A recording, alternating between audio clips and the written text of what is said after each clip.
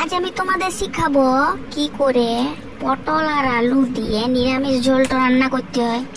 তো চলো বাঁকুড়ার ভাষায় আজকে কথা বলে পুরো ভিডিওটাই যাওয়া যাক। তো প্রথমেই আমি এই রুই মাছের পিস দুটো ভাজে নেবো মানে ভালো করে কড়া করে ভাজে নেবো।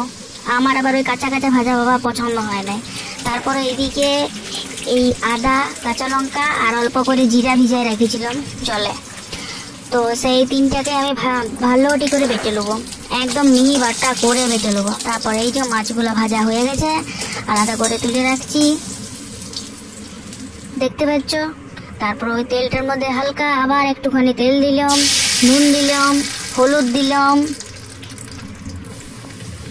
এরপরে করবো কি, ওই যে পটল আর আলুটা আছে না, ভাজিয়ে নেবো ভালোটি করে। এইটা ভাজতে কিন্তু বাবু টাইম লাগে, হড়বড় করলে চলবে না, টাইম লাগে, টাইম নিয়ে ভাজতে হবে। আর পটলে যা তেল খায় বাপরে বাপ, পুরো তেল টেনে নিয়েছে, দেখতে পাচ্ছ। তারপরে ভাজা হয়ে গেছে, ভাজা হওয়ার পর এগুলো তুলে রাখবো। সেই কড়াইয়ের মধ্যে আবার একটুখানি তেল দিতে হয়েছিল, তেল খায় খায় পুরো রান্নাটা একদম তেলে ভাজবে দেখো। তারপরে ওই যে বাটাটা ছিল সেই বাটাটা দিয়ে দিলাম, একটু কালো জিরা ফোড়ন দিলাম, তারপরে এই যে আবার হলুদ দিলাম, নাহলে তো রং হবে নাই। তারপরে একটু ধনিয়া গুঁড়ো দিলাম, কারণ জিরা গুঁড়ো আর দেবো নাই, জিরা তো বাটা হয়ে গেছে দেখেইছো তোমরা। আর এখানে একটু দিলাম কাশ্মীরি রেড চিলি পাউডার, গেল সব পড়ে রে, একবারে লাল করে দিল রে। দিয়ে আমার পরটা বলছে এত রং হয়েছে রান্নাটায়। আর তারপরে আবার গেছে টমেটো বাটা গেছে, মনে তো আরো রং হয়ে গেছে, একেবারে পুরো লাল টকবক করছে।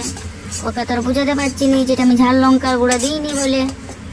যাই হোক দেখো পুরো তেল একদম বেড়ে গেছে। আর এত তেলের রান্না আমি তো পছন্দও করি না, আমার বরটাও পছন্দ করে না। তো যাই হোক সেদিন রবিবার ছিল যেহেতু হয়ে গেছে কোনো রকমে। তারপরে ওই যে বাকি যে পটল ভাজা আলু ভাজা করে রেখেছিলাম সেইগুলোও দিয়ে দিলাম ভালোটি করে মশলা মাখায়ে। এই যে অনেকক্ষণ ধরে ছাড়িয়ে রেখে দিয়েছিলাম, তো আবার দেখছি এবার বসিয়ে গেছে। তো যাই হোক দেখো ভালো করে মাখায় চুখায় তার একদম দিয়ে দিলাম। আর এখানে অল্প করে গরম জল দিয়ে দিলাম, গরম জল দিলে কিন্তু স্বাদটা ভালো হয়। আর চিনি বাবু আমাদের ঘটি ঘরে দিতেই হবে, সে তোমরা যাই না ছিটকাও আর যাই করো। তারপরে একটু চিনি নুন কাঁচা লঙ্কা ভালো করে দেখলাম, টেস্ট করে দিলাম।